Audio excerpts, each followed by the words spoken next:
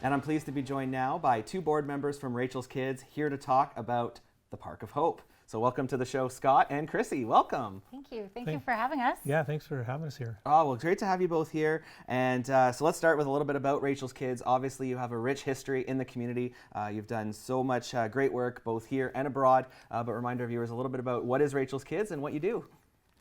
Well, Rachel's Kids has been around for quite some time. I got involved probably 10 or 11 years ago, but a lot of people that have been in Cornwall have known Rachel's Kids to have our big garden party. And our garden party is our flagship event every summer where we raise money to help kids in the area.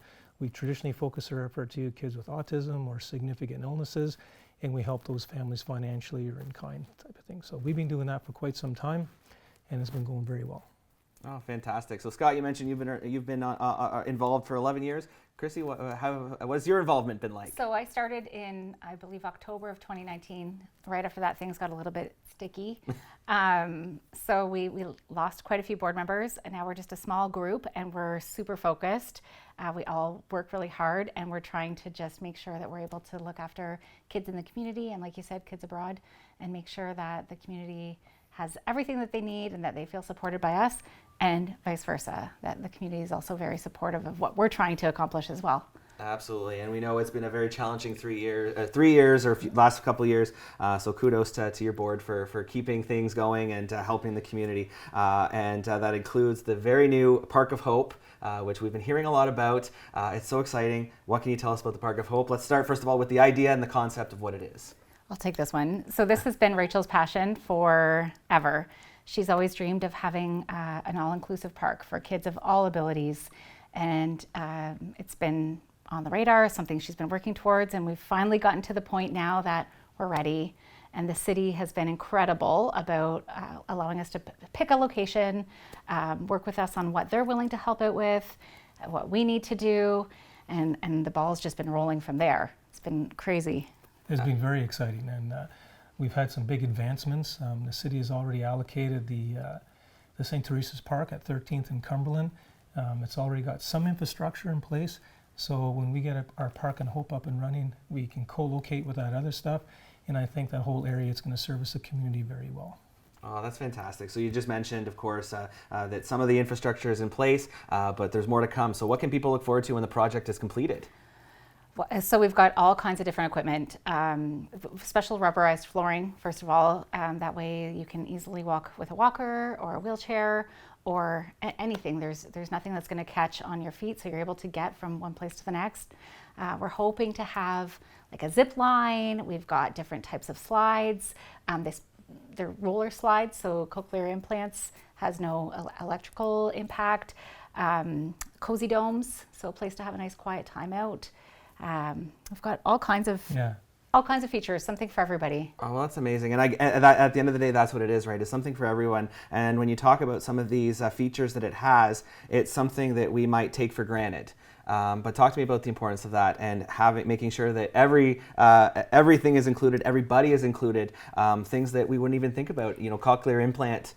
Unless you need one, you would never think about the issues there. Yeah. So I have a colleague at work that had a child that was paraplegic, quadriplegic, and for her, initially she was talking about just getting her kids to play together, just being on a swing together, and the importance of the family being included, not just one child playing while the other one sits back and watches. And for me, that hadn't crossed my mind either, but it's for everyone, even a grandmother with a walker trying to get her grandkids to the park, or anybody, that we can all play together, nobody to be excluded. Oh, that's fantastic. And obviously, as we mentioned, it's not all completed yet, and we'll get to how the community can help in a second. But what has been the response been so far from some of the families that have been involved with the process? I know you've done public consultation as well, a lot of work with the city. What has the feedback been like from the community? I think we've gotten great feedback. I don't think we've had a negative thing. And people that have reached out from the communities of different demographics that have kids with special needs or kids with autism, they're just wowed by that this project is going ahead and that we're having the support of the city to do that, because there's a lot lacking in this area, and if we can help provide something to this, Cornwall can be the hub of not just for Cornwall, but people from SD&G to make their way to Cornwall to make use of the space and everything like that. So great feedback from everybody involved. The city's been really on board, and the councillors were impressed with the project too. So.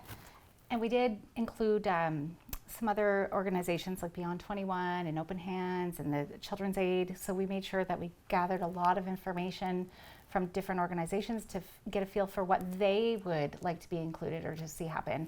So we've really taken the time to get to know what the city and the community is looking for.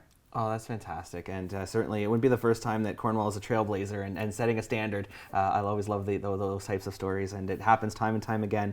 But you mentioned, of course, Scott, that this could be starting here in terms of being a template, but at the same time, these are things that we're teaching kids now. So it's starting early on in age. Maybe for our generations, we're learning it now, but now we're going to be imparting this on the next generation. So this inclusivity and this thoughtfulness for others and inclusion of others is going to be ingrained right from the get-go. Maybe we could allude a little bit towards that and how important that is, that the next generation is raised to have that feeling of inclusiveness. Yeah, well, you know what? That's exactly like you said. We are in a position that nobody should be left behind. And if we can make sure that we're doing our part to set up the kids so they know right from the onset that this is, everyone's included, everyone all has equal feelings and values, that it can maybe make for a better human race. Absolutely.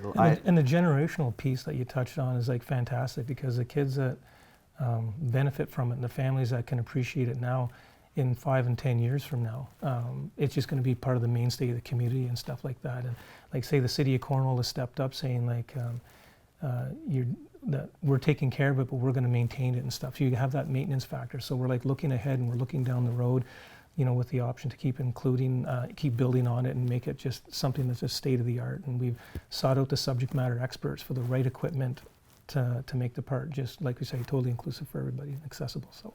Oh, that's fantastic. And obviously, this can't be done without community support, though. There is going to be a cost associated, or there is a cost associated to all this equipment. And as you mentioned, the community partners are great, and the city's been great. But how can the community step up and help make this a reality? So lots of different ways. We're looking for any type of sponsorship, any donations. If you want to host a fundraiser, then that's something that we could do. So we're open to any which way that we can drum up some dollars to help us fund this big expensive cost of building this beautiful park for everyone to use. So yeah. And there's lots of community groups that like to have anything from a lemonade sale to a garage sale and stuff. And a lot of these people are like looking for avenues and where to guide their money and stuff like that. And the Park of Hope, like this is right now what we're doing. We're getting sponsorships from different businesses and different people in the community. We can't underestimate, obviously, like this has been Rachel Navaneelan's dream for quite some time. So her and her family are heavily invested in this. The board members are all in, and we've used some of the proceeds of our garden party and directed that to this project as well. So the project is really taking off financially. We've got a good foothold and a good head start. So anything that we can help, you can log on to Park of Hope and find it on the website. There's barcodes and all different venues in which you can get on there and contribute money, or as a business you can do in-kind stuff, and we'll be reaching out as we get closer to those businesses who want to participate with like time and resources as opposed to dollars. So we're also having a fundraiser in February. It's a Valentine's Day fundraiser, so we've got the Chesterfields coming to play. There's going to be a lovely meal, some small auction. So that's also, we'll be selling tickets for that as well. Oh, fantastic. So we'll be on the lookout for that, and hopefully have you back on too, maybe a little closer to the event to talk about that and how people can get their tickets. But for now, I want to thank you so much for joining us. We wish you the best of luck, and at the end of the day, we can't wait to see the finished product, and the evidence will be the smiles on the kids' faces as they play on this new equipment. So we thank you so much for joining us. Best of luck. Thank you. Thanks for having us.